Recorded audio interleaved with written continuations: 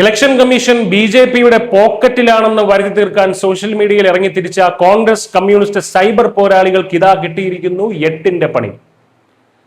തെരഞ്ഞെടുപ്പ് കമ്മീഷനെതിരെ അടിസ്ഥാനരഹിതമായ ആരോപണങ്ങൾ ഉന്നയിച്ച ഫേസ്ബുക്ക്, ഇൻസ്റ്റാഗ്രാം, എക്സ് പേജുകൾ പൂട്ടാനൊരുങ്ങുകയാണ് പോലീസ്. തെരഞ്ഞെടുപ്പ് കമ്മീഷന്റെ ഔദ്യോഗിക സർക്കുലറിൽ ബി.ജെ.പിയുടെ ചിഹ്നം പതിഞ്ഞ സീൽ കണ്ടതും അത് വലിയ ആഘോഷമാക്കിയവർക്കെതിരെ ഇപ്പോൾ കർശന നിയമ നടപടിയുമായി ഇറങ്ങിയിരിക്കുകയാണ് കേരള പോലീസ്. സർക്കുലറിന്റെ സ്ക്രീൻഷോട്ട് പങ്കുവച്ച് വലിയ തോതിൽ വ്യാജ പ്രചാരണം നടത്തിയ 500-ലധികം സോഷ്യൽ മീഡിയ അക്കൗണ്ടുകൾക്കാണ് ഇതിനോടകം നോട്ടീസ് പോയിരിക്കുന്നത്. 270 എക്സ് അക്കൗണ്ടുകൾ, 200 ഫേസ്ബുക്ക് പേജുകൾ, 90 ഇൻസ്റ്റാഗ്രാം ഐഡികൾ എന്നിവരാണ് പോലീസിന്റെ നടപടി ഇപ്പോൾ നേരിടുന്നത്.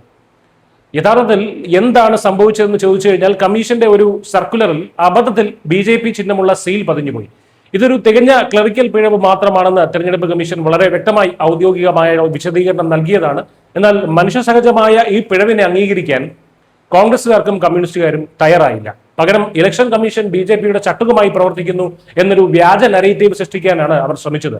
ഇനി ഇവർ പറയുന്നത് പോലെ ബി.ജെ.പിയുടെ ചട്ടുകമാണ് ഇലക്ഷൻ കമ്മീഷൻ എങ്കിൽ പോലും അത് ഇത്ര ലാഘവത്തോടെ പരസ്യമാക്കുമോ എന്നൊരു ലോജിക്ക് പോലും ഈ കോൺഗ്രസുകാർക്കും കമ്മ്യൂണിസ്റ്റുകാർക്കും ഇല്ലാതെ പോയി. എന്നാലും നിയമത്തിന്റെ കണ്ണിൽ പൊടിയിടാൻ ആർക്കും കഴിയില്ലല്ലോ. ഈ വ്യാജ പ്രചാരണങ്ങൾക്ക് തടയിടാൻ പോലീസ് നേരിട്ടിറങ്ങി തെരഞ്ഞെടുപ്പ് കമ്മീഷനെ അപകീർത്തിപ്പെടുത്താൻ ശ്രമിച്ച മാധ്യമ പ്രവർത്തകർക്കും കോൺഗ്രസ് പ്രവർത്തകർക്കുമാണ് ആദ്യം നോട്ടീസ് പോയത്. വിവാദ സർക്കുലറിന്റെ സ്ക്രീൻഷോട്ടുകൾ അടങ്ങിയ പോസ്റ്റുകൾ അടിയന്തരമായി നീക്കം ചെയ്യണമെന്നാണ് കേരള പോലീസ് സോഷ്യൽ മീഡിയ പ്ലാറ്റ്ഫോമുകളോട് ആവശ്യപ്പെട്ടിരിക്കുന്നത്.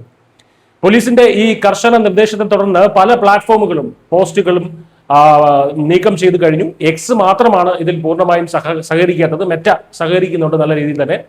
ചുരുക്കത്തിൽ ഒരു ചെറിയ ക്ലറിക്കൽ പിഴവിനെ പർവ്വതീകരിച്ച് തെരഞ്ഞെടുപ്പ് കമ്മീഷനെ പ്രതിക്കൂട്ടിലാക്കി രാഷ്ട്രീയ നേട്ടം കൊയ്യാമെന്ന് കരുതിയവർക്ക് വലിയൊരു പ്രഹരം തന്നെയാണ് ലഭിച്ചിരിക്കുന്നത്. സ്വന്തം താല്പര്യങ്ങൾക്കായി വ്യാജ വാർത്തകൾ പ്രചരിപ്പിക്കുന്നവർക്ക് നിയമം നൽകിയ ഈ ചെകിടടച്ചുള്ള അടി സോഷ്യൽ മീഡിയയിൽ എന്തും വിളിച്ചു പറയാമെന്ന കരുതുന്നവർക്കുള്ള ശക്തമായ താക്കീത് തന്നെയാണ്. കഷ്ടപ്പെട്ട് വളർത്തിക്കൊണ്ടുവന്ന പേജുകൾ പൂട്ടാതിരിക്കാൻ ഇനി ഇവർക്ക് നല്ലോണം വേർക്കേണ്ടി വരും. News desk Malayalam.